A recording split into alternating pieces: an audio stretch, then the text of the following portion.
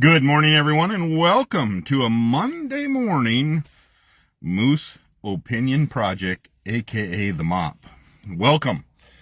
And yes, back to somewhat normal. This week will be normal.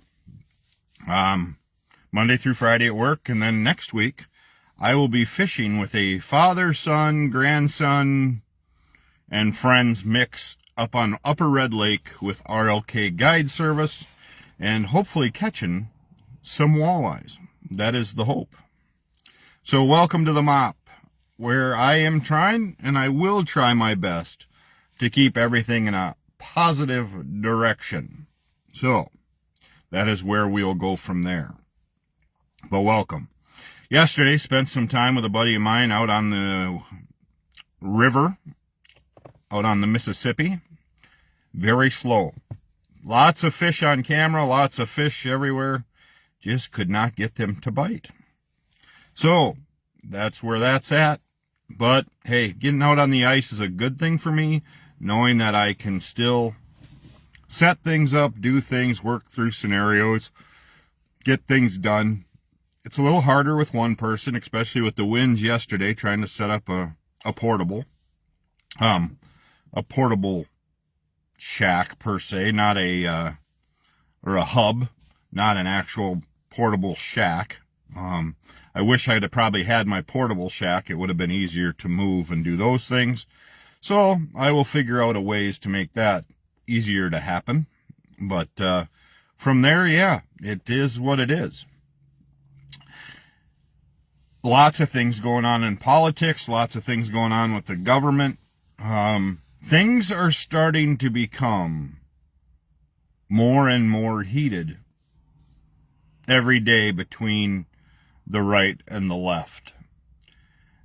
And however you believe, however you think, that is okay. It's up to you.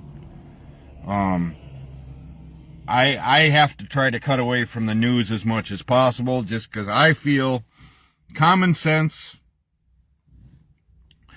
education is being outruled by feelings. We are overlooking the law or the governing bodies because of feelings. We are okay to just look past it and say, yep, that's because of this or that's because of that. However, if it would happen in this country the way it has happened around other places, things would go ballistic. Do I feel that it's our business to be somewhere? Absolutely not. We had no right to do that, but I'm just trying to stay. I feel that is the problem. Our emotions and our feelings are taking over what legally can be done. We aren't looking at the legality of things. We just say it's right or it's convenient or right as far as feelings. We need to get back to looking at the legality of things, not whether justifiable, because that could happen anywhere. If you see a sick deer, do you call law enforcement or do you just take care of it yourself and then bury it somewhere or burn it or whatever? Are you still breaking the law? If people are doing you wrong, such as somebody would hurt you, let's say a gentleman would walk up and smack your child across the face or whatever out of the blue. In your mind, you're feeling that you could do whatever you want against that gentleman because your emotions are taken over. But legalities need to be gone through. Legalities need to be looked at and followed, not just emotions and feelings. If I would piss my wife off, which I have done on numerous occasions, for her to smack me upside the head with a frying pan or something like that, in the court of law, they're not going to go, well, that just makes sense because husbands do that. Husbands piss off their wives. So, it's okay. Do you think my wife will smack me again if there's no legalities taken against her? Absolutely. Absolutely, 100%. She would whack me upside the head again because there was no consequences. Legality-wise, we have to start enforcing the consequences. Right, left, in between, difference, I don't care. Legalities, if they are overlooked and abused, consequences need to be followed. And this is staying with my positive outlook, it's just a thing that we need to follow. If you break the law, it's kind of like speeding. If you are doing 63, 64 miles an hour and you get pulled over in a 55 and you're pissed off at the cop and you're saying shit about the cop, then you probably need to check yourself.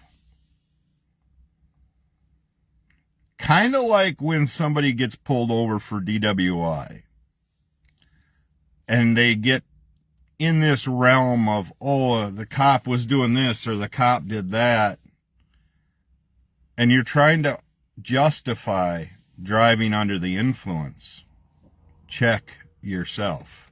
Also check your basis of your broad spectrum. Check where your morals and everything else lie. I love to see when people are reporting, oh, they're setting up a speed trap here in Richland Center, or the cop's sitting here, or the cop could sit right on Main Street. And people are going to bitch about it and say, oh, they're setting up if you don't speed, there's no speed trap. This isn't like the days of the Dukes of Hazzard where the 45 mile an hour sign all of a sudden drops down and it's 35.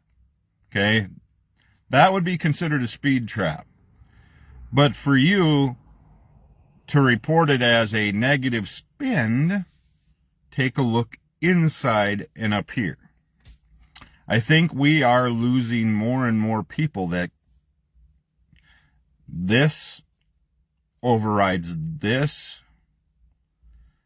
We're thinking of it as, well, this just irritates the hell out of me, so it's making me feel like that's justifiable. If you have to justify, take a look legally first. And look at the legalities of something that we are doing. In your own life, for example. Take a look at the legalities of a decision you're going to make. If it is against the law, and you do it anyway, here's where the other problem is then, because the consequences don't follow. People are justifying it and then saying, oh, it's a witch hunt, whatever it may be. No, it's really not. It's against the law. And there should be consequences. Just like I've said it numerous times with these whole Epstein files. If there's Democrats, Republicans, I don't give a shit who's in it. I don't care who's in the files. Charge them all and take care of it. Start following through with consequences. If I drive drunk and I get pulled over, there will be consequences. I'm struggling right now when I see all these people that are wanted in Richland County for bail jumping, for doing this because it's $300, $400, $500 in bail to get them out. Again, like I've said before, they can get that kind of bail money easy. And if they lose it, they lose it. There's people that go to the casino to lose that all the time. You have to follow through, and we have to start having consequences for your actions. See, if you continue to go down a bad road, most likely the consequence is, if you're married, your wife or your husband will leave. And probably if there's children involved, there'll be battles there. And there needs to be consequences. And those are the consequences. But then what happens most of the time in divorce couples, as you'll see, is it's put on the other person. Oh, she didn't love me anymore, and she was no fun to be around. So you had an affair? So is that justifiable then because you were, well, yeah, she didn't love it. So then the consequence is, and then you blame her. You're not saying, well, yeah, I was screwing around on her. You don't hear that very often when people get divorced. Like, oh, yeah, I was screwing around. That's probably not the best choice to make. Yeah, it was on me.